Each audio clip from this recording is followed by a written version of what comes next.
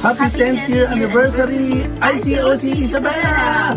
Patuloy kayong magpakalat ng pag-asa sa mga tao, umunlad sa pagkakaisa at tagahubog ng mga kaluluwa para sa Diyos. Bawat isa sa inyo ay sigla sa inyong komunidad at magpahayag ng pagmamahal sa ating kapatiran at magigit sa lahat maging liwanag sa dilim.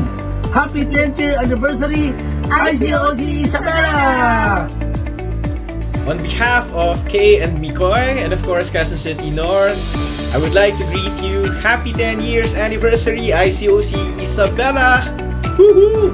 Grabe, napakabilis ng panahon, no? And talaga kami nandito sa Maynila. We are inspired for your love, service, and dedication for the advancement of God's kingdom. And I'm excited to seeing more of that sa mga susunod na taon. So, I hope you have a great celebration. Sayang wala kami, pero hopefully in the next year, makapunta din kami dyan.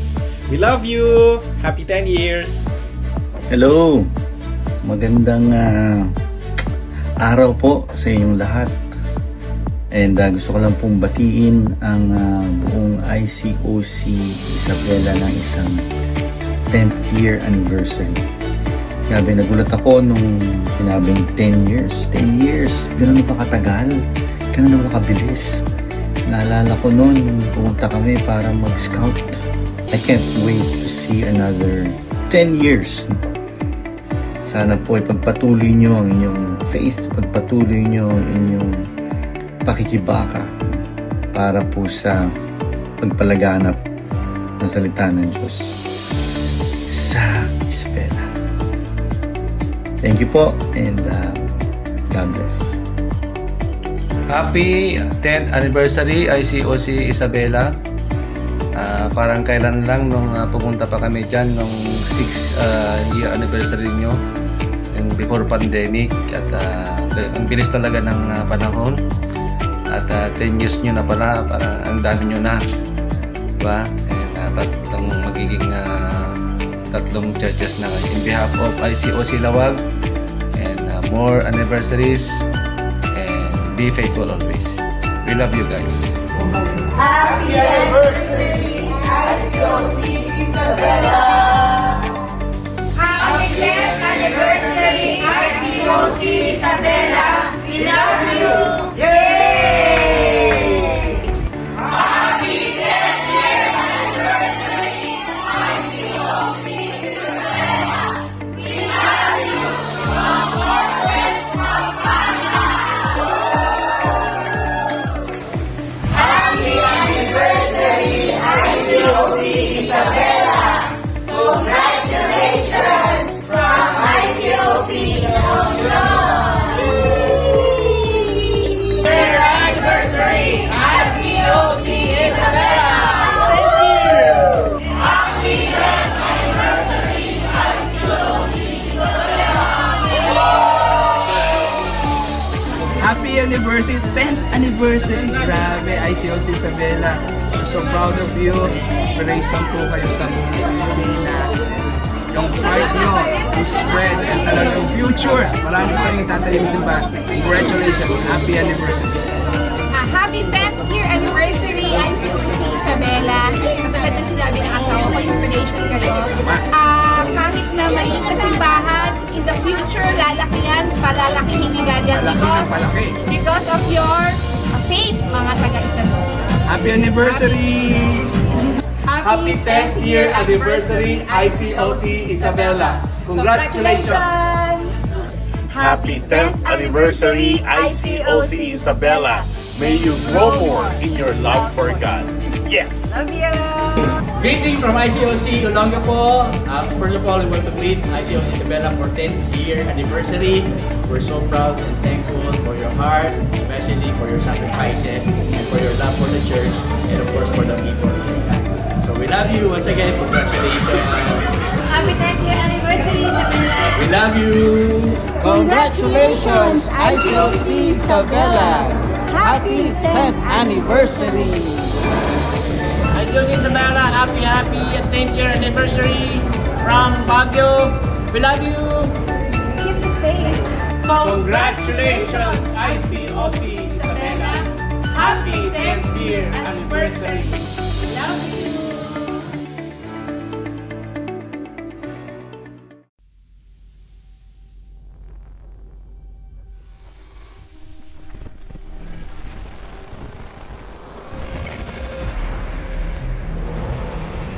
Behold the glory of God revealed. From the heavens declaring his majesty to the cross, displaying his love, God invites us to see him reign above. Behold the Lamb so pure, so bright, who stepped from heaven's glorious light, with love that reached from cross to grave, to seek, to heal, to reach and save.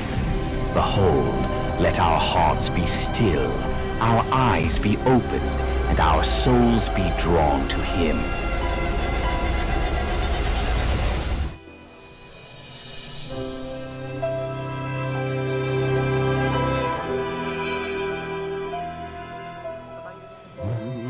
Who has held the ocean in his hands?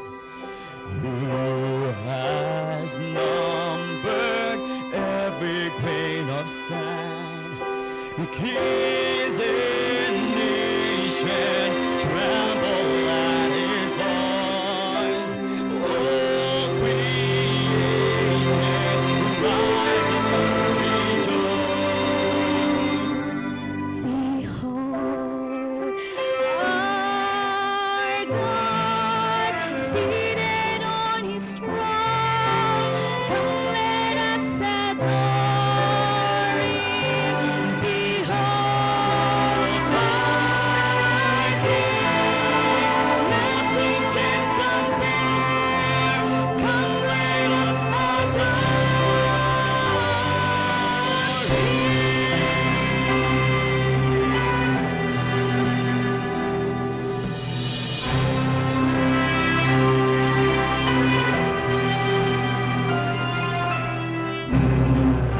as the end counsels to the Lord.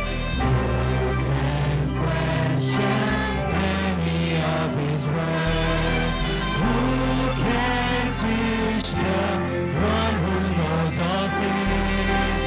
Who can fathom all his wondrous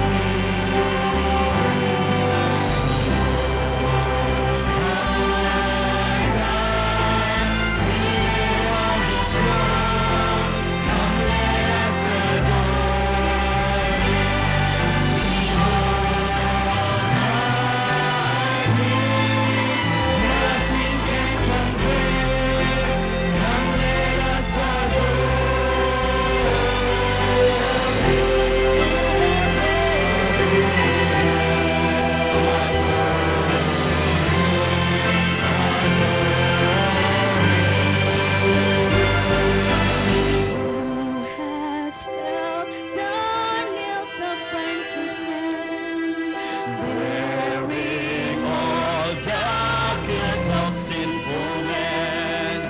God eternal, humble to the grave. Jesus, Savior, He is not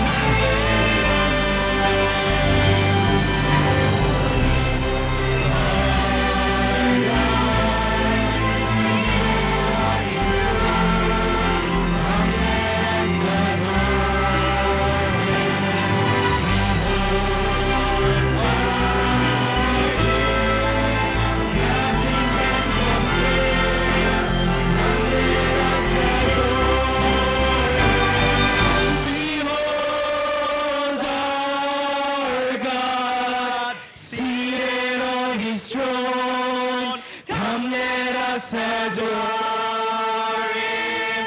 Behold our King, nothing can compare.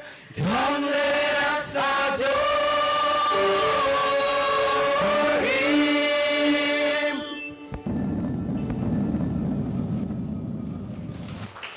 Happy 10th anniversary, ICOC Isabela!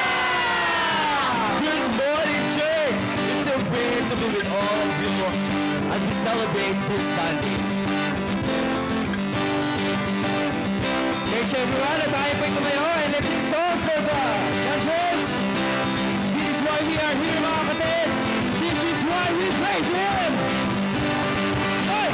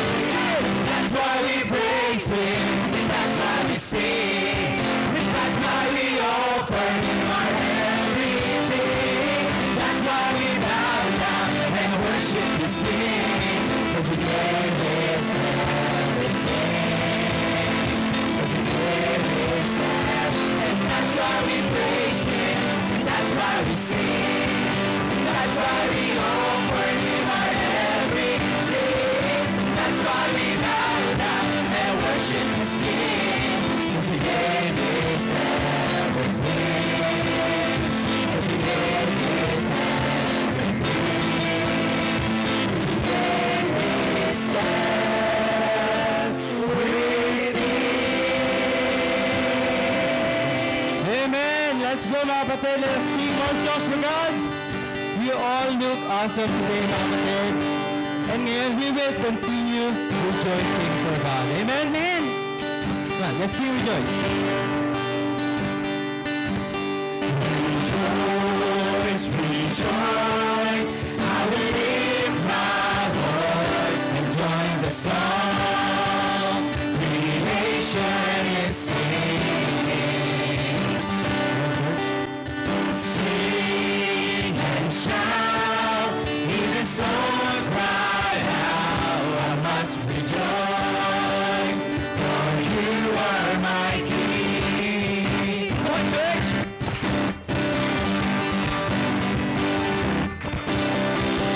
The cornerstones of earth's beginning, the morning stars and angels singing, in joyful music as the world began. And still the song is ever flowing, the choir of voices keeps on growing, eternal praises of the great I am.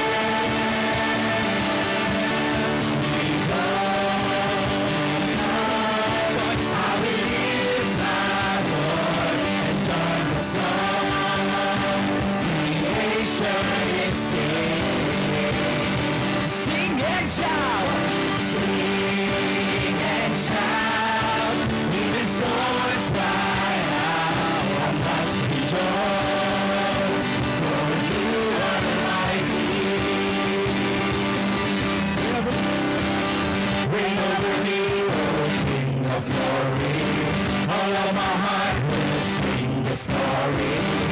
For by your grace has saved a wretch like me. The sweetest sound we all are singing, the celebration's just beginning. We'll sing your praises for eternity.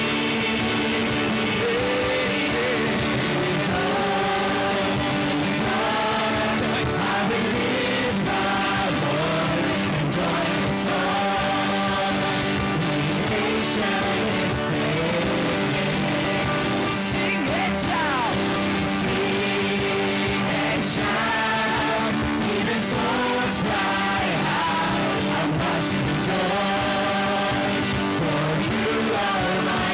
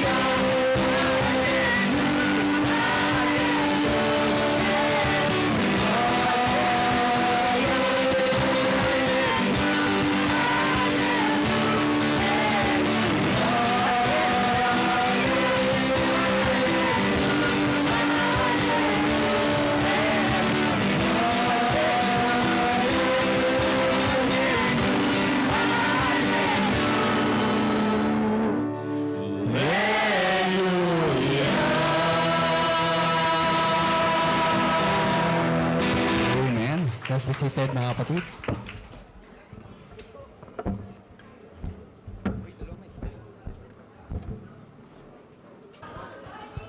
Happy 10th anniversary ICOC Isabela! Happy 10 years Cagayan Valley Churches of Christ! And welcome everyone to our 10th anniversary worship service. Welcome sa mga taga-Kabagan, Tumawini, Rojas, Burgos, Reyna Mercedes, Kawayan, Alicia, Santiago, Difon, San Mateo, Quezon. Sa mga taga-Tabuk, mga taga-Solana, Tuguegarao, at sa Luna, Apayao. At sa lahat ng bumibisita sa atin from our Northern Luzon family, from Metro Manila, from Rizal, Marikina, and beyond. To those who traveled hundreds of miles through mountains and valleys to come here and worship God and celebrate His goodness with us this morning.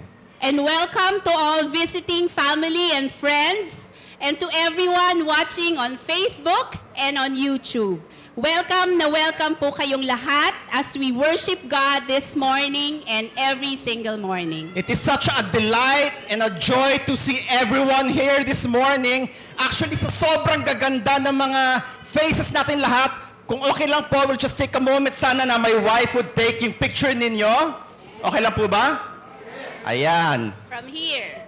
1, 2, 3, say Happy 10th Anniversary! Happy 10th anniversary! And maraming salamat. Ako pala si Nico, isang adopted son ng Isabela. Ako naman po si Lai. Kami po ay mula sa Santiago City. And friends, one more favor. Look around you. Look to your left, to your right, front, back. Look around and behold! Behold what God has done in 10 years. From worshiping God in a small video room dyan lang sa likuran ninyo dito sa Pablos noong 2015, now every Sunday we have 3 separate worship services in 3 different venues. Sa Kabagan dito, sa Rojas, at sa Difon, Quirino. We have worshipers of Christ here in Isabela, in Quirino, in Kalinga, in Cagayan, in Apayao, 5 different provinces in 2 regions in Luzon. 2 regions. Mga kapatid, ang tanong ko lang sa inyo, who is it that made all this possible? Sino? Wala na pong iba pa, no? And also now, mga kapatid, to help us to remember the one who made all this possible, let's go to Scripture. Basahin po natin sa Deuteronomy chapter 8, verses 2 to 4 and 10 to 11. Deuteronomy 8, verses 2 to 4 and verses 10 to 11. Sa NIV ko po babasahin. Sabi sa Deuteronomy 8, verse 2, remember. Remember how the Lord your God led you all the way in the wilderness these 40 years. Ito po yung time na katatapos sila ng mga Israelite na mag-wander sa desert for 40 years. Halos kasing tanda ko na. To humble and test you in order to know what was in your heart, whether or not you would keep His commands. He humbled you, causing you to hunger and then feeding you with manna which neither you nor your ancestors had known, to teach you that man does not live on bread alone, but on every word that comes from the mouth of the Lord. So verse 4, your clothes did not wear out, and your feet did not swell during these 40 years. Tumalun po tayo sa verses 10 to 11, sa Deuteronomy 8. Sa verse 10, when you have eaten and are satisfied, praise the Lord your God for the good land He has given you. Be careful that you do not forget the Lord your God, failing to observe His commands, His laws, and His decrees that I am giving you these days. Mga kapatid, mga kaibigan, hindi man tayo 40 years katulad ng binabanggit dito sa Scripture, but for the past 10 years, it was God who took care of us. It was God who fed us spiritually, who nurtured us, God who molded us. It was God who loved us. Pag iniisip ko po yung aklat ng Deuteronomy, Book of Deuteronomy, I think it's a book that is both backward-looking and forward-looking. Bakit? Kasi it looks back on how God walked with the Israelites during their 40-year wandering in the desert. And bago pa noon, even before that. And it looks forward to the great victories that God would give the Israelites in the near future after they would cross into the promised land. Kaya't mga kapatid, mga kaibigan, kapamilya at kapuso, as we look back, let's remember how God has always been with us in the past 10 years and more, and He has not left our side. And let's look forward to even greater things that we could do for Him and with Him. Let's go to God in prayer.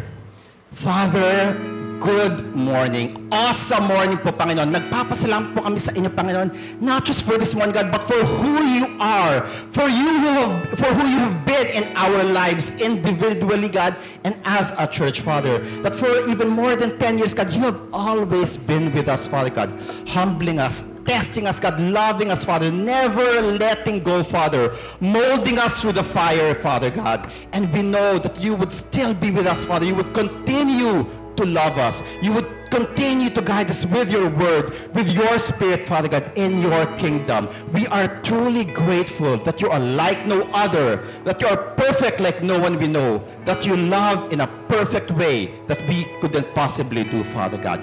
This morning, we lift up everything to you, every single morning, God. We lift up our lives, we lift up our voices, we lift up our hearts, our minds, with everything to you, because you deserve everything. For 10 years, you have been with the ICOC Isabela, and it has only been you, God, who's been responsible for everything. And we are grateful, we are humbled, Father God. Our hearts are very much in love with you. Maraming salamat sa pag-aruga mo, sa pagmamahal mo. Mahal na mahal po namin kayo. Itong aming panalangin sa ngalan ni Jesus. Amen.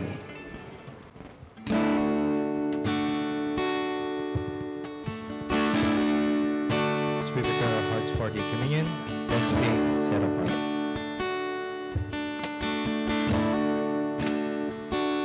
Set apart,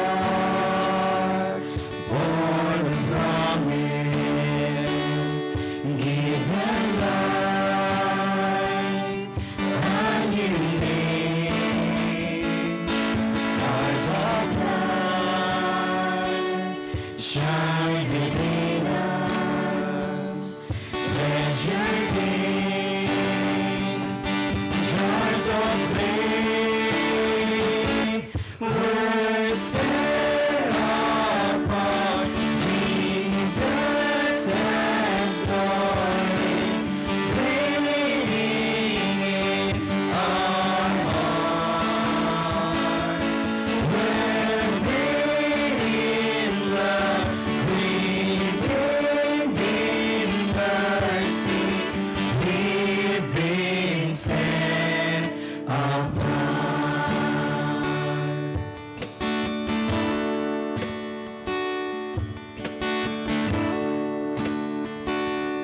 Voice and we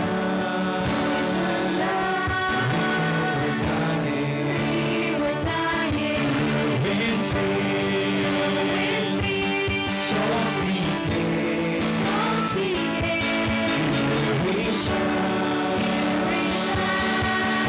from heaven, stood down, made us free. We're set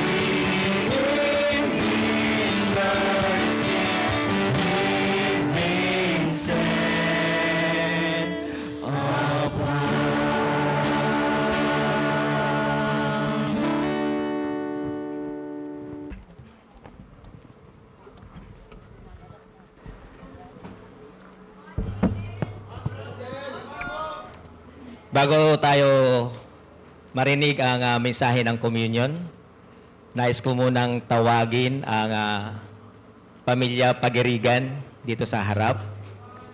Yan si Roy, si Daryl, si Darin, si Amy, si Ame, saka si Bunso. Yan.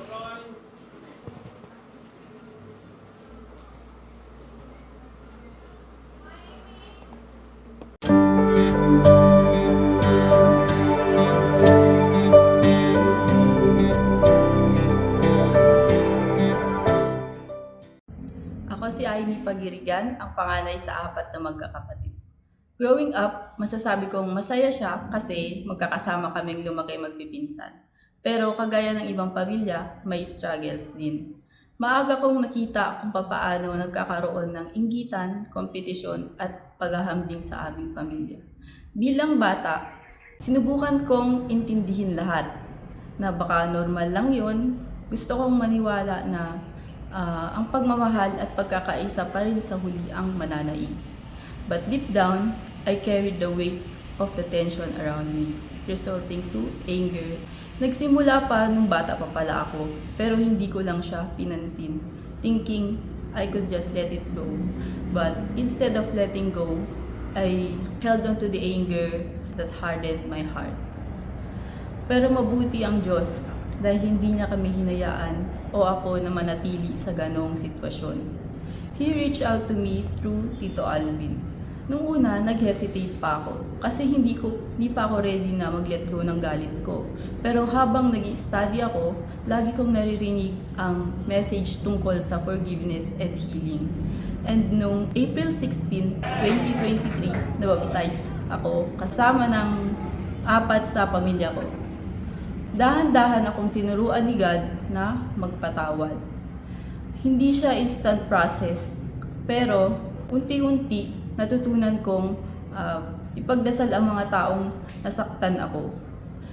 Hindi na ako prisoner ng galit at mas pinili kong magpatawad dahil ako mismo ay pinatawad ng Diyos. God reached me and now I am learning to reach others with the same grace He gave me.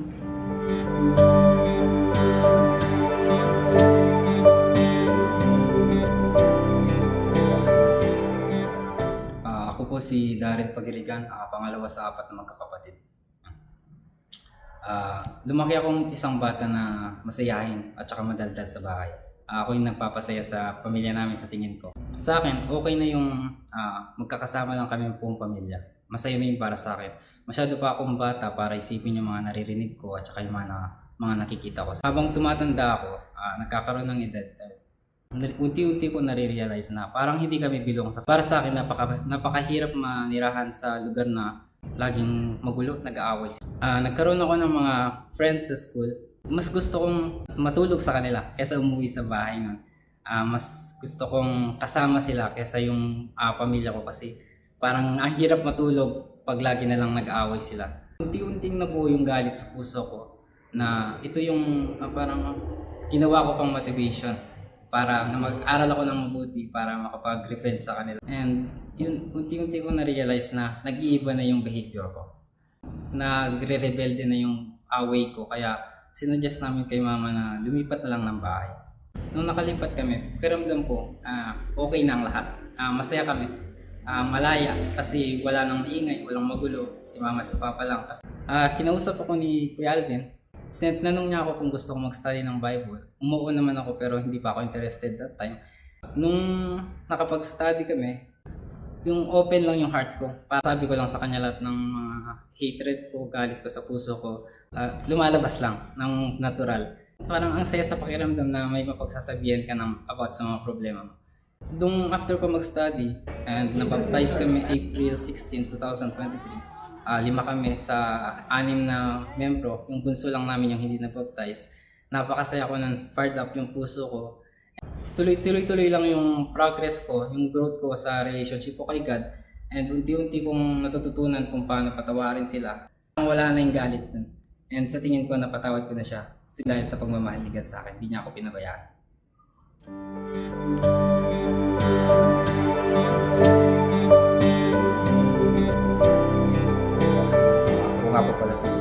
A. Pagirigan, ang pangatlo sa aming magkakapatid. Lumaki ako bilang isang tahimik at mahihain na bata. Nakatira kami sa isang maliit na bahay noon. Mahirap man ang buhay noon, pero inisip ko na okay lang yun dahil kasama ko naman ang pamilya ko at mga kamag-anak ko. Madalas may sigawan at away sa bahay, pero inisip ko na okay lang yun dahil normal lang naman na may mag-away sa mga magpapamilya. Pero kahit ganoon, pinalaki pa rin kami na maayos ng aming mga magulang. Noong nag-high school ako, dumami ang mga kaibigan ko, mga iba't ibang klaseng tao. At doon ako natuto sa mga maling bagay, katulad ng pag-inom.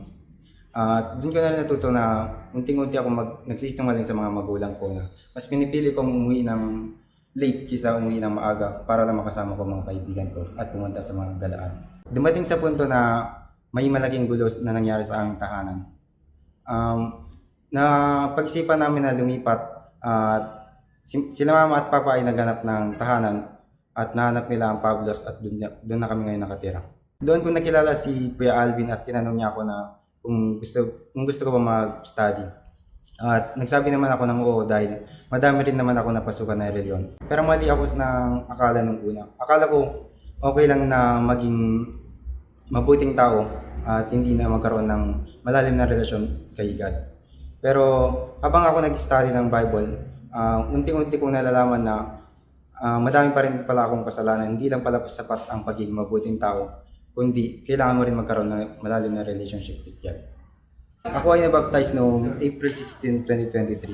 At hanggang ngayon, tinutulungan pa rin ako ni God para ma-improve yung aking sarili.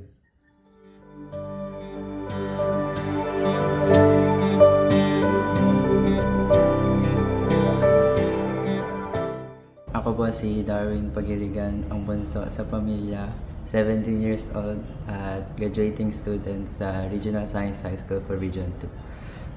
Actually, nung bata ako, in-spoil ako, pero saya naman nun para sa akin. Pero habang tumatagal, nagkaroon ako ng galit, rage, parang gano'n. Dahil bakit nga ba magagawa nila yun sa pamilya namin?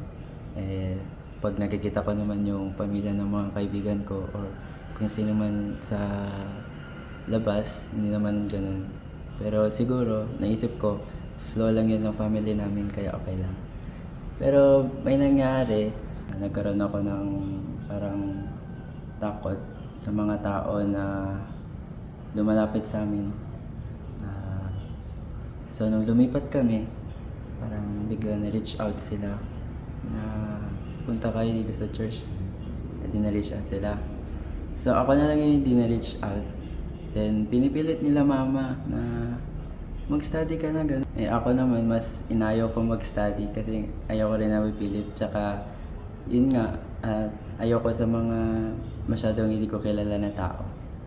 Pero nung nasa school naman ako, may nangyari kasi noon. Tapos ngayong year, umuwi ako sa bahay habang nasa van ako. Siguro nga time na mag-study ako. Hanggang sa nabaptize ako nung November 17, 2024. After nun, maraming nagbago sa akin.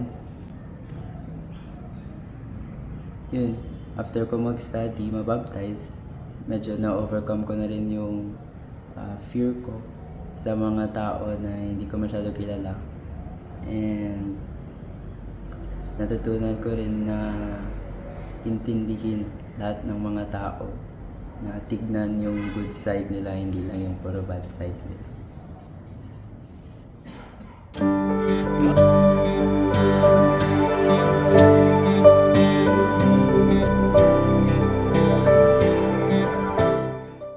Ako nga pala si Roy Pagirigan. Nais ko lang ikwento sa inyo ang aking buhay kung paano ako binago ng ating Panginoon. Unang-una, nung kaming dalawa ni Ami, ang asawa ko na magsama, hindi pa niya alam kung ano ang pagkatao ko kasi wala pa kaming anak. Umalis ako na walang paalam. Nakalimutan ko na may asawa pala ako na uuwian. Ginawa ko ang gusto ko. Lalo na nung buntis na siya. Kung saan-saan ako nakakarating. Nung namasadan ako, Ganon din ang ginawa ko. Pagkakita ko ng sugal, sinusugal ko rin yung pinamamasada ko. Tapos, nag-uwi ako, wala na akong mayroong pera. Naging 4 ng aking anak, ganun pa rin. Pagkakataon na yung kapitbahay namin, pumunta sa amin na kung gusto ko raw mangibang bansa. Dating ko dun sa abroad, kasugal ko noon dito, sumunod din siya. Nag-apply din siya doon sa pinagtatrabahan ko. Tapos, ang ginawa niya, pa ng tawag sa amin, PQ kasi paya. Yun ang ginawa niya para magsugal kami. Kaya doon, patuloy pa rin yung ginagawa ko doon. Kaya nung natapos yung pang ilang taong ko doon, 5 yun, nagdesisyon na lang ako na umuwi para hindi na ako babalik. Wala rin naman silbi yung paghanap buhay ko doon, pang sarili ko lang. Hindi ko namalayan na unti-unti na parang bumabagsak si Ami. Kasi nakita ko siya na nagmumukpok sa sulok. Ang iniisip niya pala noon, kung kailan daw ako magbago. Pati na pala yung mga anak ko, tama na yung loob nila sa akin. Kaya nung lagi kami magtalo dalawa ni Ami, yung mga anak ko, umalis na lamang sila. Kalipas ng ilang taon, nakilala ko si Alvin dahil sa pagtatrabaho namin dun sa kapitbahay nila. Matagal muna kami nakakilala bago ako niyaya na pumunta sa anniversary ng kanilang church. Tapos noong karoon ng anibersaryo, ang naka-attend lang si Ami at yung anak kong pangalawa. Sa araw na pala yun, nakita ko rin na ang saya-saya na ganito pala yung church nila, kako. Para mabago yung buhay ko. Sige, kako, pinangunahan ko yung mga pamilya ko, yung mga anak ko na mag-study kami. Hanggang sa nabaptize kami ng April 16, 2023. Yun. Doon, unti-unti binago ng Panginoon ang aking buhay. Nararamdaman ko ngayon sa aking pamilya, masaya. Nung natagpuan namin si Kristo sa aming buhay, nagpapasalamat ako ng lubos dahil sa Kanya. Kaya yun lamang mga kapatid, maraming salamat sa inyong pakikinig. To God be the glory.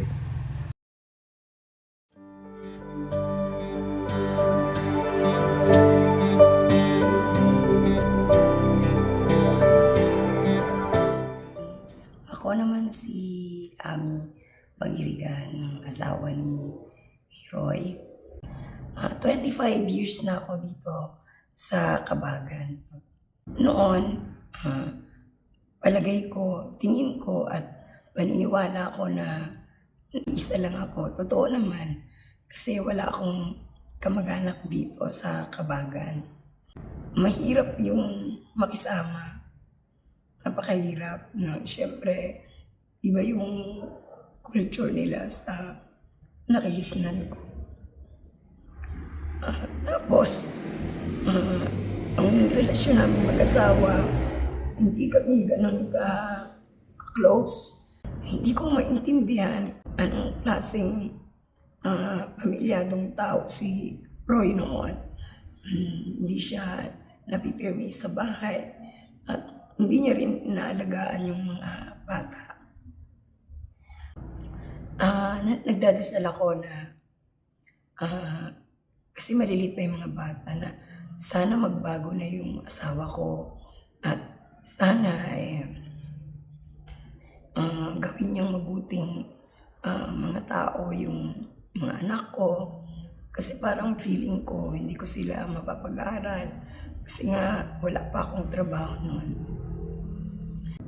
Nung nakapasok ako sa DepEd, dahil din sa tulong niya, naging abala ako, naging busy ako kasi kailangan kong kumuha ng mga sideline. So nag-tutor ako noon. Ang trabaho ko mula Monday hanggang Sunday. Hindi ako nagsisimba. Hindi na ako nakakapagdasal. Wala si God sa bahay namin. Hanggang isang araw, na-invite kami ni Alvin ni Roy. Si Roy at ako na-invite ni Alvin na mag-attend ng anniversary ng church nila. So, ginawa ko, sinama ko yung dalawang anak ko, si Aimee at si Daryl. Nung pagpunta namin doon, nakita ko si Bro Idel. Kinausap niya ako about sa church. Nakita ko kung gaano ka-live yung ginagawa nilang pag-worship. Tinanong nila kung gusto nila naming mag-Bible study. Noon lang kami actually nag-usap ni Roy ng seryoso, ng maayos, gano'n. At napagkasundo namin dalawa na mag-Bible study kami. So nag-Bible study kaming 5. Na-encourage ako dun sa puso ng mag-asawa. Gabi na kami natatapos sa Bible study namin. And nung natapos yung Bible study namin, nabaptize ako sama ng 4 na miyembro ng pamilya noong April 16, 2023. Yung una, nag-struggle pa ako. Kasi nga, fault finder kasi ako. So marami akong nakikitang tingin ko mali. And yung galit, yung hatred, nandun pa rin. Hanggang tuwing ma-attend ako ng worship service namin, marami akong nare-realize. Marami akong natututunan na hindi ko alam noon. Paunti-unti, binabago ko yung pakikitungo ko sa asawa ko. Pero syempre, nasa process pa lang kami. Noon, kung ang pakiramdam ko noon, nag-iisa ako sa mundo. Nung naging disciple ako, nakita ko kung ano magkaroon ng pamilya. Pakiramdam ko, ako at yung mga anak ko, pati yung asawa ko, nasa isa kaming shield. Yung gratefulness ko, my God. Sinabi ko na, until my last breath, magpapasalamat ako sa Kanya. Dahil dito, sa grace, sa blessing na ibinigay niya sa amin. Masaya na ngayon dahil meron na kaming pinagbibigyan ng trust. Meron na kaming hope.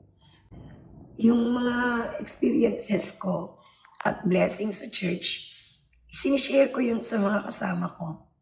Darating din ang time na makikilala nila si God at malalaman nila yung salvation bilang isang young Christian at bilang isang ina ng aking mga anak. Ngayon alam ko na hindi lang pala responsibilidad ng magulang ang isipin ang future ng anak nila. Responsibilidad din natin mga magulang na dalhin sila kay God. To God be all the glory.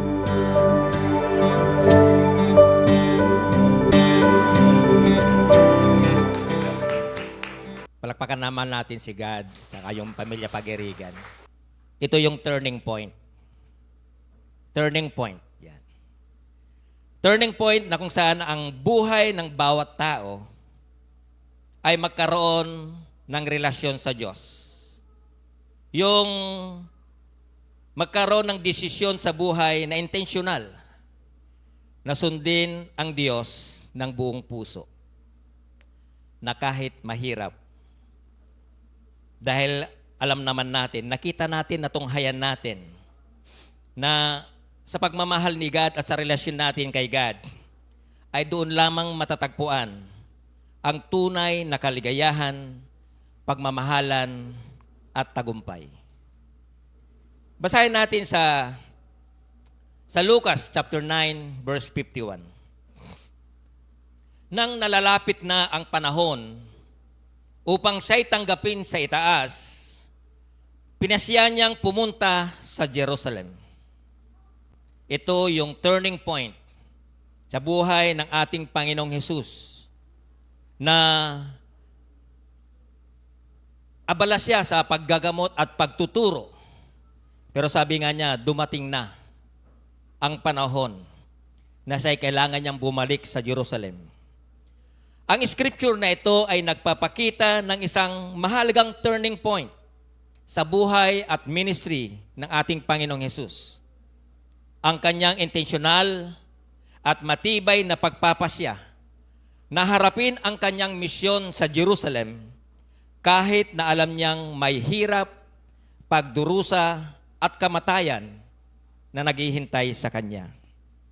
Hindi siya natakot dahil batid niya na may mas magandang magaganap, yung kanyang sakripisyo at kamatayan sa krus na plano ng Diyos upang ibigay ang grasya niya, ang kaligtasan at pagkakaroon ng relasyon ng bawat tao sa Diyos.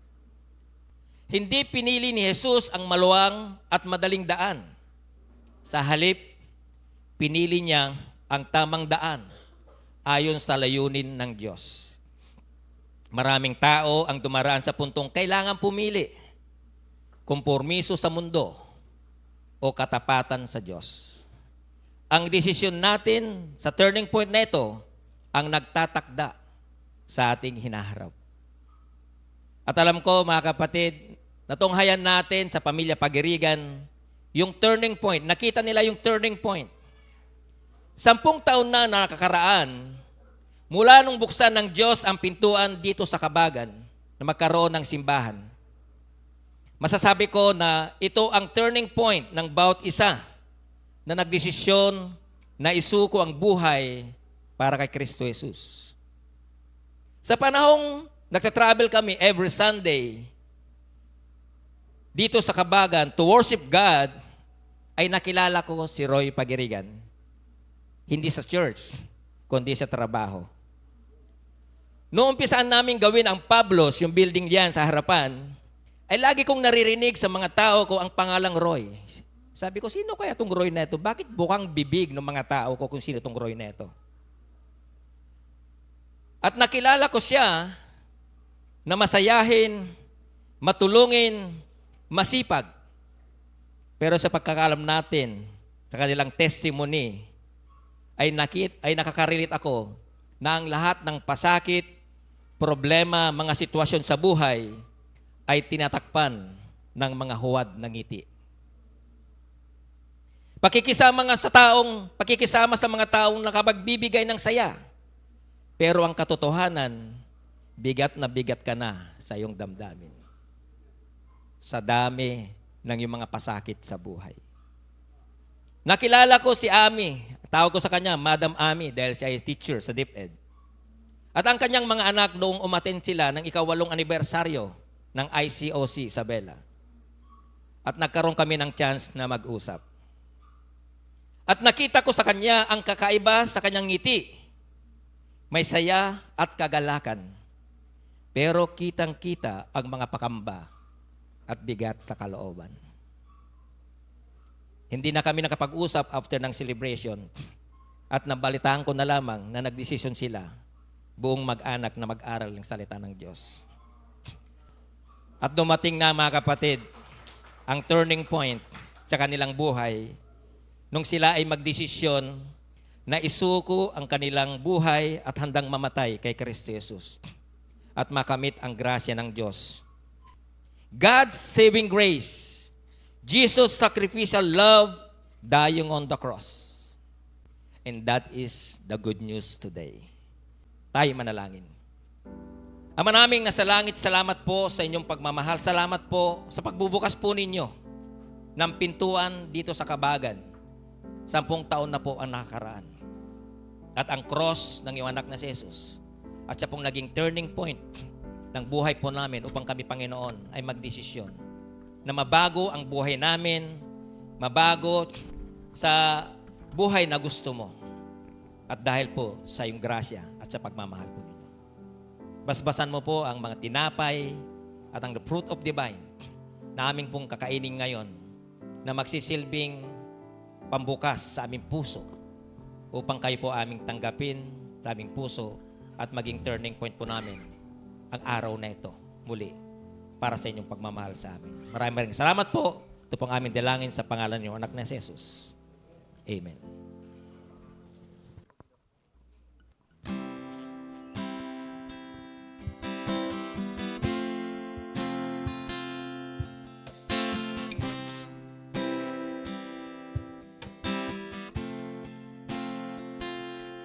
Great the chasm that lay between us.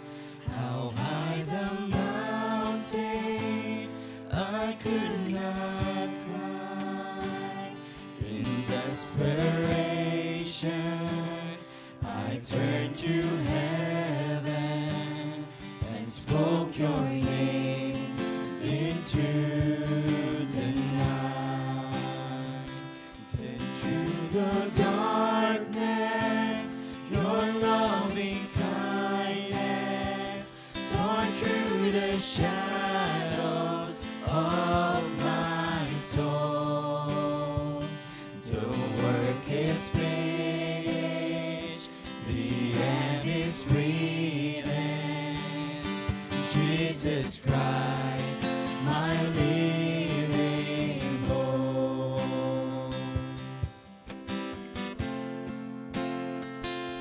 Who could imagine so great a mercy? What heart could fathom such boundless grace? The God of ages stepped down from glory to wear my sin and bear my shame. The cross has spoken, I am forgiven. The King of Kings calls me his own. Beautiful Savior, I'm yours forever. Jesus Christ, my living hope. Hallelujah, praise the one who set me free. Hallelujah, death has lost its grip on me. You have broken every chain. There's salvation in your name, Jesus Christ, my living hope. Hallelujah, praise the one who set me free. Hallelujah, death has lost its grip on me. You have broken every chain. There's salvation in your name, Jesus Christ, my living hope.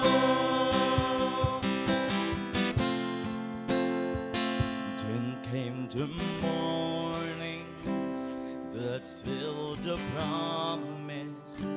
Your buried body began to breathe. The greatest minds, the roaring lion, will definitely no blame on me. Came the morning that sealed the promise. Your buried body began to breathe. Out of the silence, the roaring lion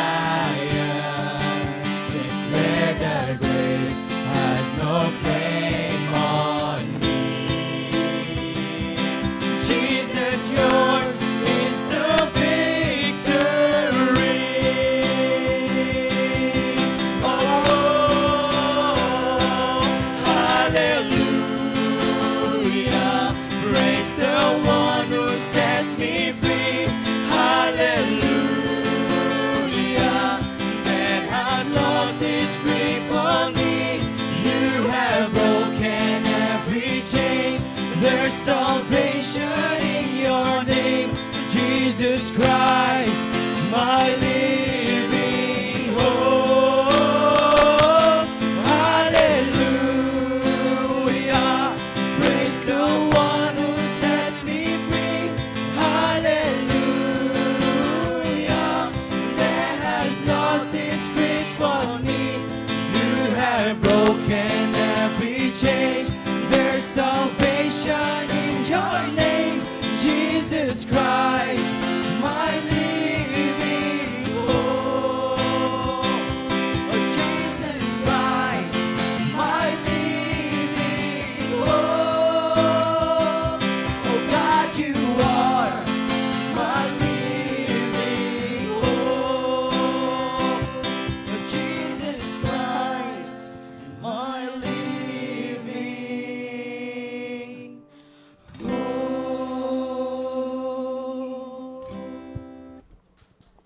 10 years, a time for reflection and deep gratitude. Amen? God has accomplished great and wondrous things in ICOC Isabela. His generosity has been boundless. Amen? Sa ating pong pagbibigay ngayon, mga kapatid, let's be inspired from the Word of God. Please join me as I read in 2 Corinthians chapter 9 in verse 8. Let me read to you, sabi rito, and God is able to make all grace abound to you, so that in all things, at all times, having all that you need, you will abound in every good work. What an awesome scripture, di ba? 2 Corinthians chapter 9, verse 8 is a powerful verse that speaks to the heart of generosity and God's provision.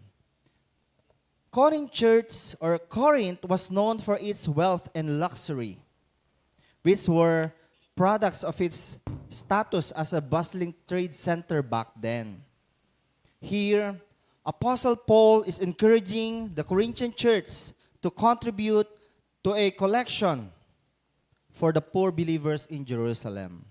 He is not just talking about money, but also about a spirit of giving that flows from a heart of overflowing with God's grace. Itong verse na ito, mga kapatid, ay nagtuturo sa atin na ang Diyos ay hindi limitado sa kanyang kakayahan para i-bless tayo. Siya po ay punong-puno ng pagpapala. Amen? At kayang-kaya niyang i-provide ang ating mga pangangailangan. Just to think of that, mga kapatid, and just to think right now, kung paano nag-work si God sa ICOC Isabela, indeed, it's a miracle. Ang ICOC Isabela ay di man tulad ng Corinthian Church na napakayaman. Pero ito po ang may pagmamalaki ko, mga kapatid. Mayaman naman tayo ng mga leaders at mga kapatid na handang tumulong sa mga kapatid din nating mga nangangailangan. Today, we have the privilege of expressing our thankfulness. Our offering will support our brothers and sisters who are in need, providing essential help and extending God's love to those in need. This generosity will also enable us to reach more people, sharing the power of God's grace. Let this anniversary be a testament to our deep appreciation for God's blessings. Let our giving today be a tangible expression of our love for Him and our commitment to sharing that love. Amen? May God continue to richly bless ICOC Isabela in many more years to come. Amen? So mga kapatid, as we give with a joyful heart, let's pray. Panginoong nasa langit, maraming salamat. Indeed, 10 years of God's providence, 10 years of faithfulness, 10 years of your love. Panginoon, as we give today, nawa po magbigay ito o magsilbi itong mabangong samyo sa inyong harapan. We love you, Father, in Jesus' name. Amen.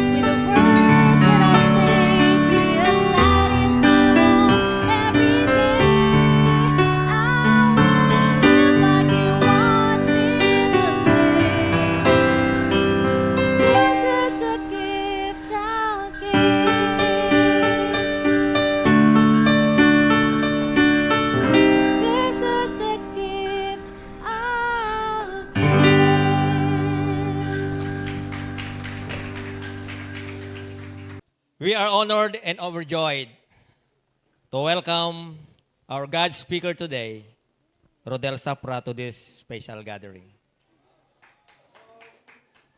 A man who exemplifies what it means to live a life surrendered to God. We are excited to learn from his journey and be inspired by his unwavering devotion to Christ. ICOC Isabela, brothers and sisters, let's welcome our speaker today, Rodel Odi Sapra.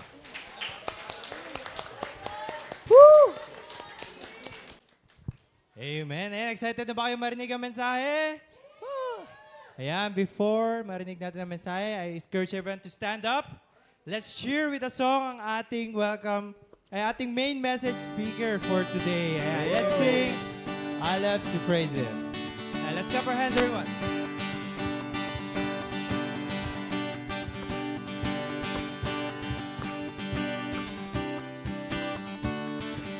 I love to praise Him.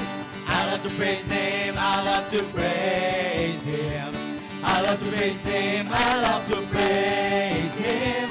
I love to praise His name. Oh, I love to praise His holy name. He is my rock. He is my rock. My rock, my sword, my shield. He is my will. In the middle of the wheel, I know He'll never let me down. He is a friend that I have found. Let's sing hallelujah, hallelujah. I love to praise His name. Let's sing hallelujah, hallelujah. I love to praise His name. Let's sing hallelujah, hallelujah. I love to praise His name. Oh, I love to praise His holy name. Sarap purihin, sarap purihin si God, sarap purihin. Sarap purihin si God, sarap purihin. Sarap purihin si God, ang sarap purihin si God. Siya ang bato, espada, panangga ng buhay ko, taga-maneho. Sa gulong ng buhay ko, alam ko hindi niya ako pababayaan. Siya ang kaibigan na tagpuan. Kumantang hallelujah, hallelujah. Sarap purihin si God, kumantang hallelujah, hallelujah. Sarap purihin si God, kumantang hallelujah, hallelujah. Sarap purihin si God, ang sarap. Intay dayawin, dayawin niya po, intay dayawin. Dayawin niya po, intay dayawin. Dayawin niya po, intay dayawin niya po. Isot bato, espada, sarap tibit-tibiyag ko, taga-iturong. Tibilit-tibiyag ko, amok-ngaan, handak kabaybayan. Isot kayem, katpanumpalan, agkanta, hallelujah, hallelujah. Dayawin niya po, agkanta, hallelujah, hallelujah. Dayawin niya po, agkanta, hallelujah, hallelujah. Dayawin niya po, intay daya. Iba na. Kaya kumadayaw, dayawin nga gana, kaya kumadayaw. Dayawin nga gana, kaya kumadayaw. Dayawin nga gana, kaya kudayaw ang ingagan na. Yayapat ko, espada na kalasag manibela. Napatulay ko, amoto ka na, kana pagurayang katukayo. Ateno ka, kumansyong, hallelujah, hallelujah. Dayawin nga gana, kumansyong, hallelujah, hallelujah. Dayawin nga gana, kumansyong, hallelujah, hallelujah. Dayawin nga gana, kaya ko dayawang ingagan na. Kaya ko dayawang ingagan na. I love to praise Him. Sing it. I love to praise Him. I love to praise Him. I love to praise Him. I love to praise Him. I love to praise Him. I love to praise His holy name. Ang sarap purihin si God. Intay dayawin di ako. Kaya ko dayaw ang ingagan na.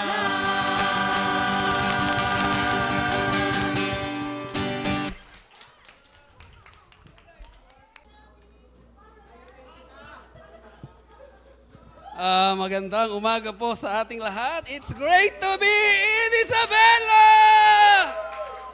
Grabe, 50 years old na po ako. Ngayon lang ako nakarating sa lugar na to. But I'm so grateful to be here. Marami akong kaibigan at kapitbahay sa Marikina. Hopefully makabalik ako and to be able to bring some of them here, no? Manalangin po tayo. Let's pray, no? Diyos amang dakila, nagpapasalamat ako, God, sa napakagandang oportunidad na pinagkaloob mo sa akin na makasama ang mga kapatid ko dito sa Isabela. Father, I pray that you use me, God. I pray that you empower me with your spirit and let your word be the one na marinig po naming lahat, Father. Gamitin niyo po ako. Baguhin mo ang aming mga buhay. Tulungan niyo po kami na makita ang pagmamahal na nais mong ma-experience naming lahat. Salamat kay Jesus. God bless me as I bless your people here in Isabela. We love you, we praise you, God. In Jesus' name that I pray. Amen. Papasalamat po ako sa inyong mga liderato, sa bumubuo ng core group ng Isabela Church. Salamat po sa pag-imbita at pagkonsidera sa akin upang magsalita sa inyong harapan ngayon.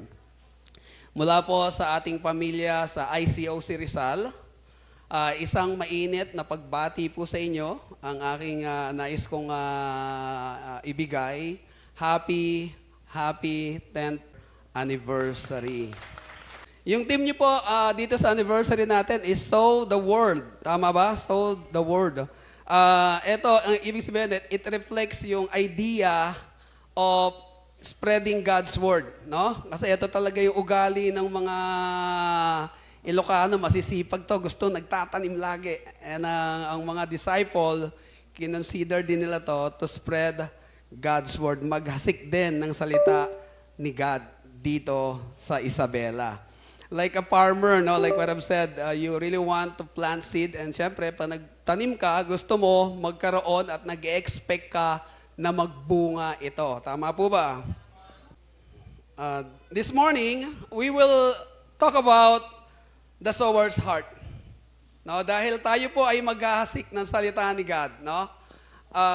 Gusto ko rin makuha at maintindihan natin to look into the heart of Jesus at kung paano natin pwedeng makultivate yung puso na nag-grow palagi sa salita ng Diyos. Ang panalangin ko nga that we may be able to understand yung state o yung kalagayan ng mga puso natin para makuha at makita rin natin kung paano tayo pwedeng mag-grow and to reflect at ma-share din natin yung mga things that we will grow sa salita ni God, mabahagi natin sa ibang tao. Amen?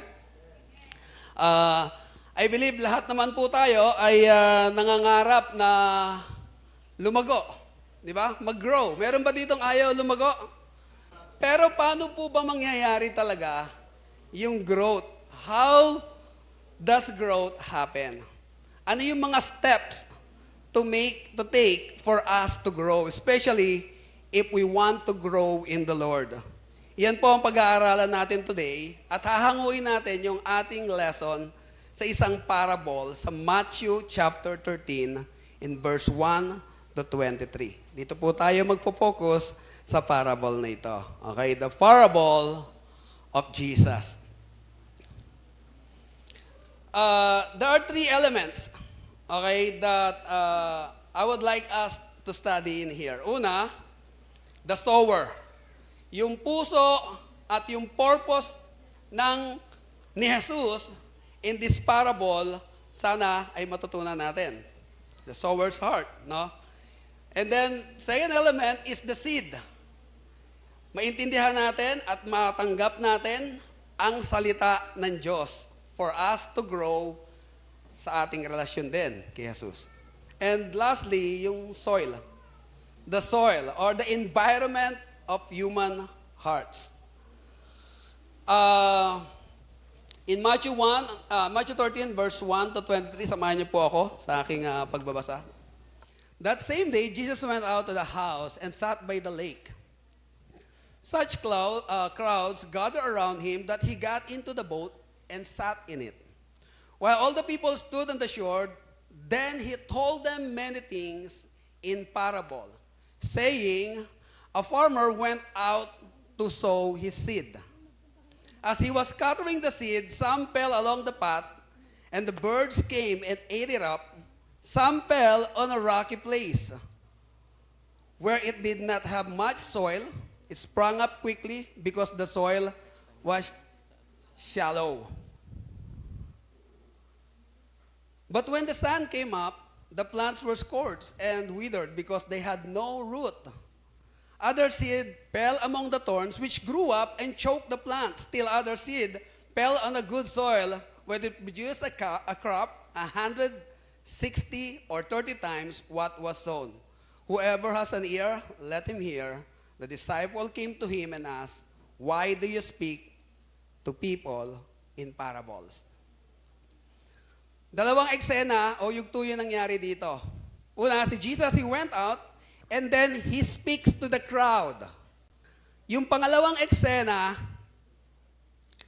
nag-alisa na yung mga tao after Jesus speaks.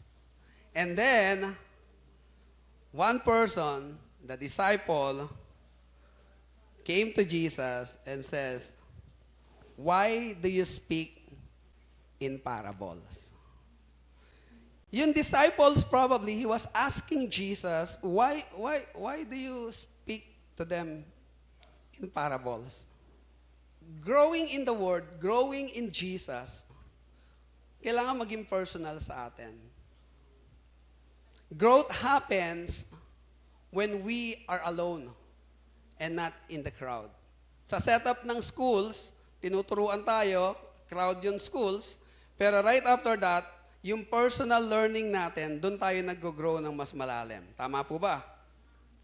So dito, pinakikita dito, if you want to grow personally kay Christ, you have to approach, you have to go, you have to ask Jesus.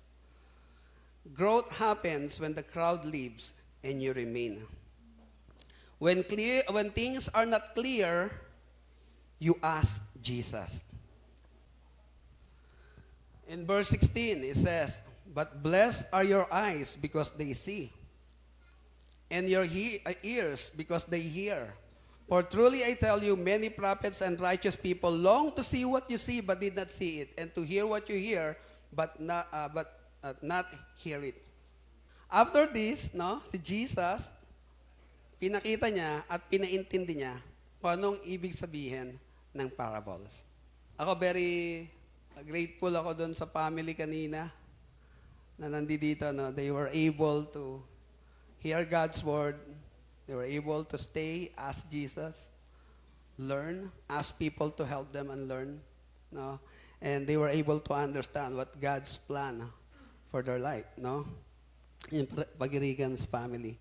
Dito, itong time na to, si Jesus sabi niya, then listen to what the parable of the sower means. In verse 19, sabi dito, when anyone hears the message about the kingdom and does not understand it, the evil one comes and snatch away what was sown in their hearts. Ito po yung tinatawag ni Jesus, o sinasabi dito, yung klase ng puso, yung environment ng puso, na unreceptive heart. Ito yung matigas na lupa. Ito yung taong, sino itong mga unreceptive heart? Ito yung mga taong selective. Yung puso nila sarado. Matigas.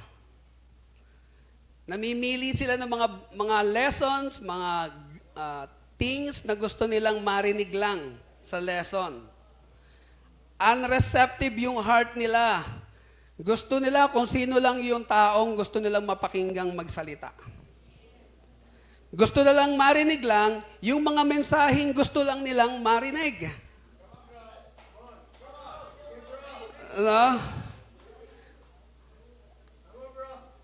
Tayo, tanungin ko, sa mga free time nyo, ano yung mga gusto nyong pakinggan na mga lesson? Sa YouTube.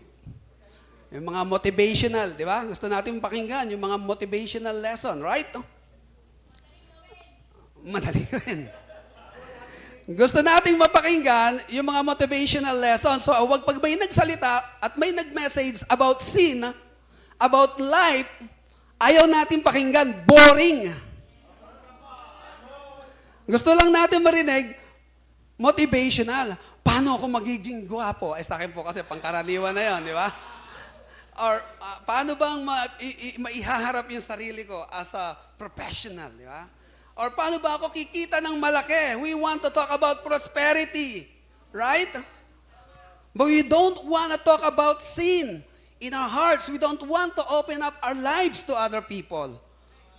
Selective tayo sa mga bagay na gusto natin pag-usapan sa buhay natin. And we don't want to open our lives to Jesus. Are you with me? Selective tayo sa mga bagay na gusto nating gawin o sundin, pero hindi lahat. Are you with me? Sumusunod tayo sa ibang area, pero yung ibang area, kinakalimutan natin. We don't want to obey.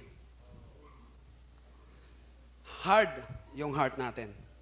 Ito yung puso ng tao na okay lang ako. These are the people, these are the crowds na naririnig nila yung salita ni God.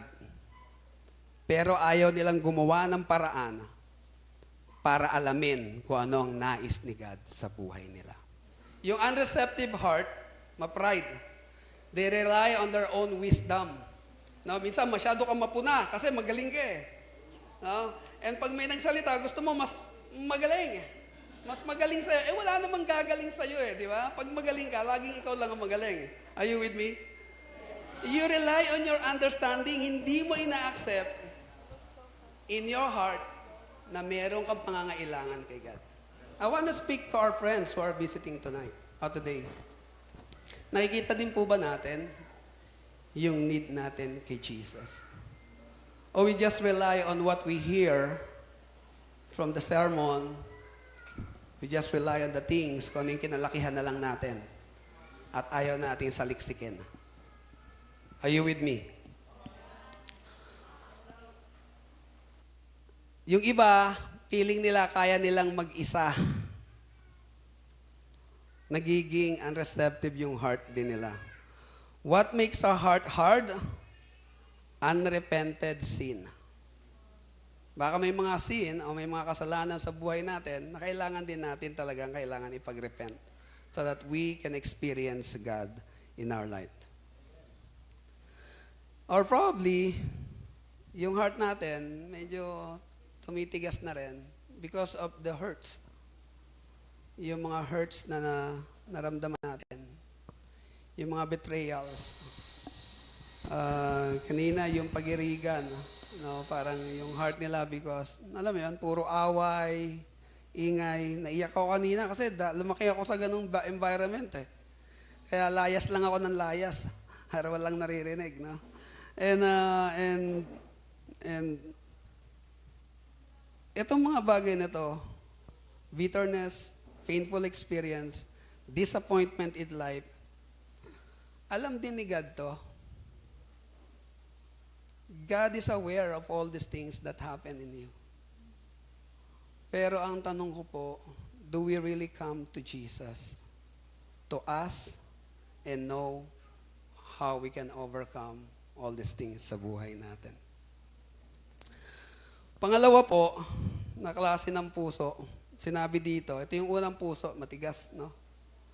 Sabi dito in verse 20, the seeds falling on the rocky ground refers to someone who hears the word and at once receive it with joy. But since they have no root, they last only a short time.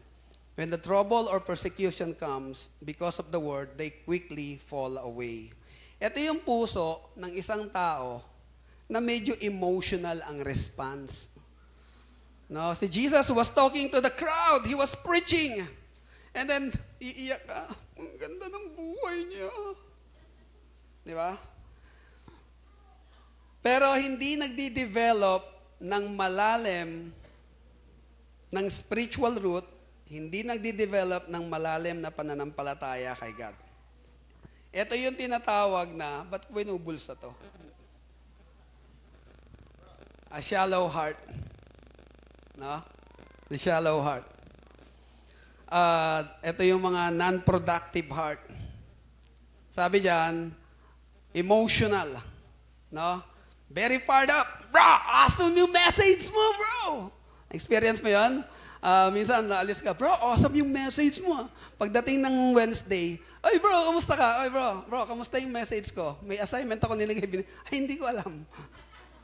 Yung mga tao minsan, no, yung gusto lang nating i-please yung iba, especially those speaker, you will say, awesome, the lesson is awesome. Amen, bro, great, awesome. Pero they don't study it well personally. They just hear it, walang follow up.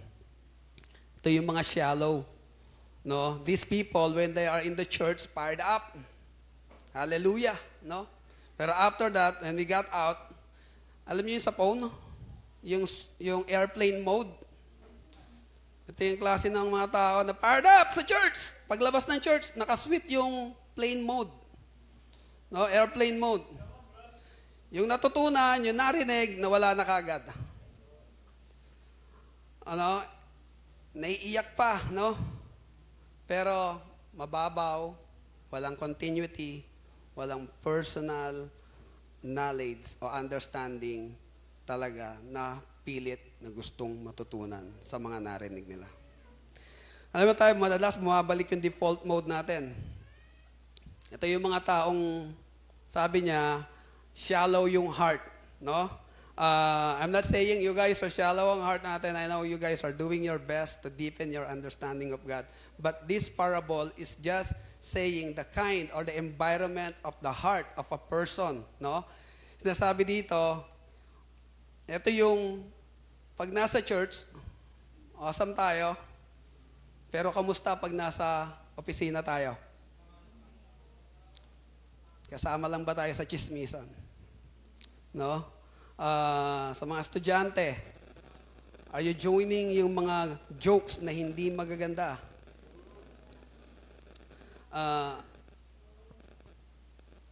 Pag nasa mga dealings tayo ng ating trabaho, do we really apply what we are hearing? Do we apply what we are learning from God's Word? Especially yung pagiging honest natin sa lahat ng ginagawa natin. Ito yung mga shallow heart, no? Church, okay? After church, airplane mode. Balik tayo sa default. No? Balik tayo sa mundo.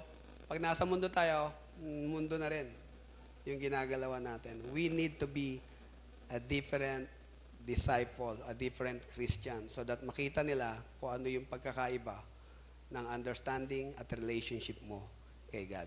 Amen? Number 3, sabi dito in verse 22, the seed fell among the thorns refers to someone who hears the word, but the worries of life and the deceitfulness of wealth choke the world, making it unfruitful. Remember, Jesus is, tinuturo niya sa disciple na nagtanong sa kanya kung anong meaning nito. No?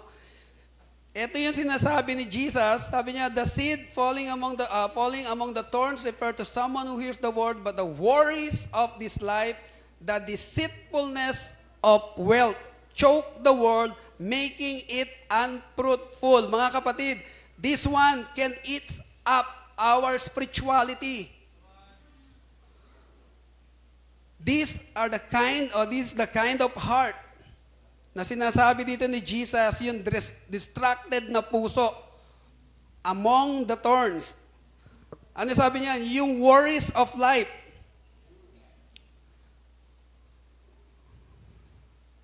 Yung deceitfulness ng wealth. Sa tunay na nananampalataya, sa atin na tunay na mga nananampalataya at sumusunod kay Jesus, to us as disciples, dito dapat maintindihan natin na hindi na po dapat puro pera ang iniisip natin. Are you with me? Hindi na dapat umiikot ang isip natin. I want to talk to everyone. Mga kapatid, this is real. Okay, pero as a disciple of Jesus, yung mentality natin dapat hindi na money-making mentality. Sa lahat ng businesses natin, we have to be honest. And we have to understand that God will provide. You don't have to bribe people to get business. Amen? Ako po, isang malaking hamon po sa akin to kasi po nasa sales ako. No, and I'm dealing with the end user, sa mga end user side. Marami po akong talong bidding. Marami po akong talong project. No? But, kailangan natin maintindihan, we don't need to cheat people to just make business. O sa ating mga businesses. Sabi niya, what choke us is the deceit in this world. Sa isang banda, member tayo ng simbahan. Disciple tayo ni Jesus.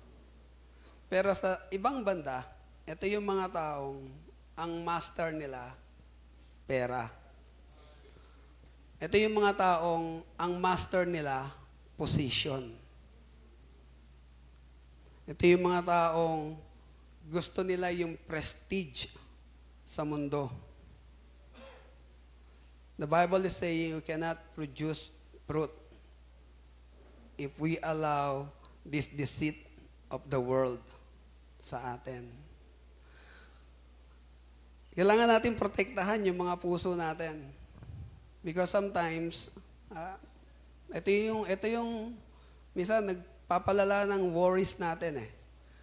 When we look at others people's life. Are you with me? Nakita natin sa Facebook, Facebook, wala tayong ginawa, kundi mag-Facebook. Kita natin, si Mare, grabe, ang ganda-ganda ng halamanan niya. Sosyal. Hindi niya alam, halamanan pala ng kapitbahay yun. Di ba? Tapos tayo naiinggit. Or si Mare, biyahe ng biyahe, si Pare. We need to guard our heart. Sabi po sa Matthew 6:33, God knows all our needs. So ano yung tinuturo sa atin nitong parable na to? Simplify our life. Okay? Sabi nga, those who want, yung naghahangad ng marami, hindi nakukontento. Yung hangad ng hangad. No? Simplify your life. Alam niyo, yun ang maganda dito sa Isabela, no? Sa Quirino, saan pa? Sa Dipon, sa Alicia, sa Rojas, no? Santa Ana, sa Santa Fe, sa San Mateo, sa Montalban. Diba? Ito yung maganda dito sa probinsya, no? Titingnan natin, simpleng-simple ang buhay, no? Pero you know what? Ako, ina-admire ko talaga yung mga Ilocano. May nanay ko po, taga Nueva Ecija, Rizal. Okay, pero hindi po ako marunong mag-Ilocano. Kulay Ilocano lang po ako. No, But na-admire ko sa mga Ilocano yung pagiging hardworking nila. No, doon kayo kilala.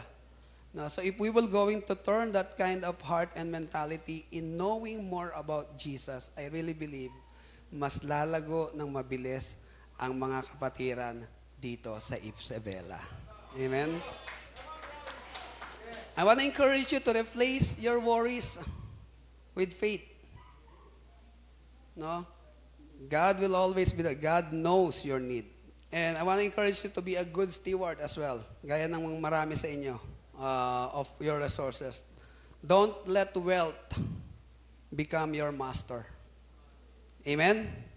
Turn our Bible sa verse 23.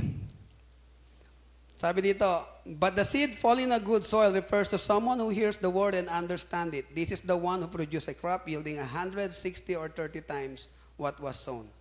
Ito yung tinatawag na the heart, the good soil, yung productive heart. No? One that can produce 100-fold. Sabi dyan, producing 160, 30 folds, the good soil, the kind of heart na maganda. Malambot. cultivated, no? Soft kay God. One who hears and understands God's word. Ito yung klase ng puso na nagre-reflect sa pinag-aaralan nila, araw-araw na nag-aaral ng salita ng God, at para dun sa iba, patuloy na nagtatanong at sumasaliksik sa nais ng Diyos sa buhay nila sa pag-aaral ng Bible. That's what the disciples did.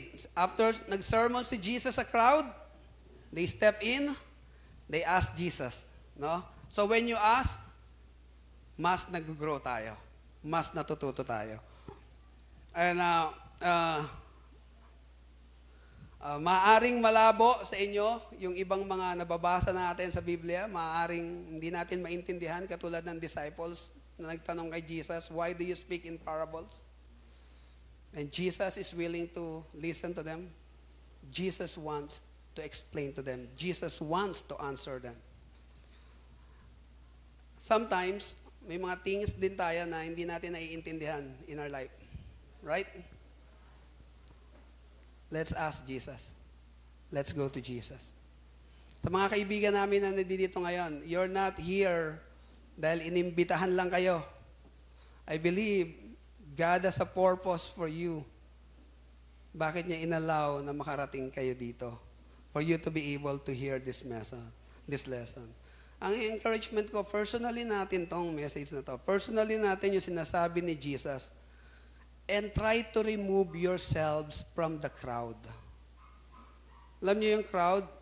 Yung nagpapagalingan, yung naggagayahan ng buhay. Make a difference. No? Be personal to Jesus. Start obeying Jesus in our life. For us to have a root, kailangan magkaroon din tayo ng malalim na understanding ng salita ni God. That's why, yung mga disciple, they ask, they leave everything, they go to Jesus, they follow Jesus, they leave everything for Jesus. If we want to grow sa relationship natin kay Jesus, tanggalin natin yung mga nakakahadlang. And let's start following Jesus once again. When there is doubt, ask Jesus, open the Bible. When there are doubts in your heart, try to talk to Jesus. Gusto kong ibahagi itong mag-asawa na to sa ating lahat. No? This couple, si Ronnie and Cora, they are part of Antipolo Missions Ministry. Gusto ko lang i-share sa kanyo kasi dumaan din to sa maraming struggles in life. No, si Ronnie is a accountant sa Medical City, head accountant ng Medical City. And then nag-retire na siya. Tapos may anak silang pinag-aaral. They've struggled financially, they've struggled dahil meron mga persecution din sa family. Tapos yung anak nila, syempre nagdadalaga, nag-struggle din and everything. So hirap na hirap sila. No, they having a hard time to figure out why things happen in their marriages, in their life, in their finances. But you know what? Maganda sa kanila. Inalaw lang nila yung sarili nila na maging receptive sa salita ni God. They continue to fellowship, they continue to go to the church, they continue to give despite of all the financial challenges. At nagdo-donate sila sa simbahan nila, nagkaroon sila ng bagong venue, they donated sa church nila. Na yung anak nila, na-impact din. No? And then, yung anak na decided to study the Bible. No, despite of all the struggles in their life, yung anak nila, si Kana, became a disciple. Si Kena became a disciple last month, no? December. So, tatlo na silang disciple. Nung naging disciple yung anak nila, mayroon pa rin persecution. Nagkaroon pa lalo ng persecution sa family nila. No, may mga disagreements, may mga struggles, no, sa pamilya nila. And then, hindi nila pinansin yun. They continue to sow the seed, no? Inimbitan nila yung mga kamag-anak nila last month. Yung pamangkin nilang isa got baptized as well. No? At hindi lang yun. May 3 pang pamangkin siya na ngayon ay patuloy na nag-i-study ng Bible. No. And sinare ko siya because I really believe ano man yung nangyayari sa atin, if we will just focus on Jesus, everything will be fine. Amen? In closing, is your heart ngayon ready to grow? In Matthew 13, Jesus teaches that Jesus, like the seeds, needs a good soil. Our faith needs the right condition para mag-flourish din. Are we nurturing our spiritual growth, mga kapatid, dito sa Isabela? Or letting distraction or worries take over? Today, let's reflect on how we can be the good soil that bears fruit for God's kingdom. In Matthew 13:23 teaches the lessons about spiritual growth and fruitfulness. Kailangan daw magkaroon tayo ng receptive na heart so that we can bear fruit. The good soil represent those who hear, those who understand, and those who apply God's word into their life, leading to a life's transformation. Spiritual growth takes root. True faith is not just about hearing the word, but letting it take a deep root in our lives. Only those who truly receive the word will experience lasting growth by not letting any distraction stop us. And I really believe when we allow God's word get into our hearts, multiplication will happen. When our hearts is good, and if our hearts remain cultivated in God's word, it's received well. It doesn't change one person. It leads to more people being impacted. Pag pinanatili natin to, maniniwala ako, yung magandang puso, mas maraming tao ang may impact at mas maraming tao ang magpupunta at hahanapin si God dito sa lugar na ito. Amen? Panatiliin natin ang pusong cultivated, maganda, malambot, at receptive sa salita ni God. Because I believe 160 and 30 folds ang mas magiging mangyayari dito sa Isabela. God will bring a lot of people and God will be glorified to this place in Isabela. Maraming salamat and to God be all the glory. Thank you po.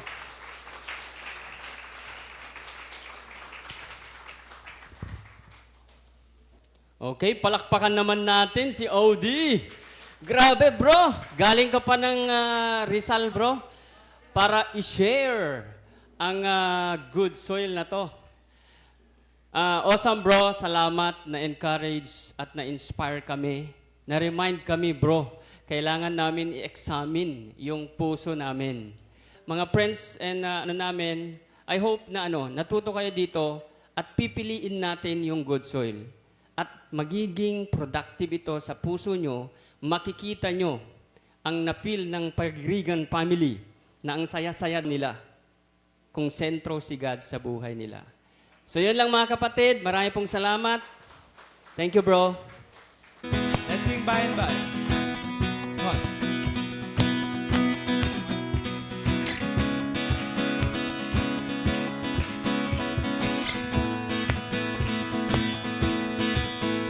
We are often concentrating on the restless of time. Sober skies and holy tempest of succeed and bright sunshine.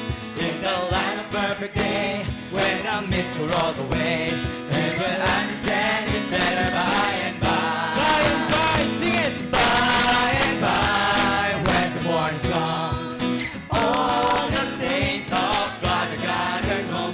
We will tell the story of how we overcome, and we'll understand it better by and by.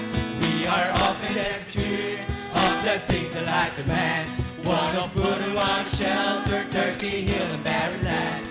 We are trusting in the Lord and according to His word, we will understand it better by and by.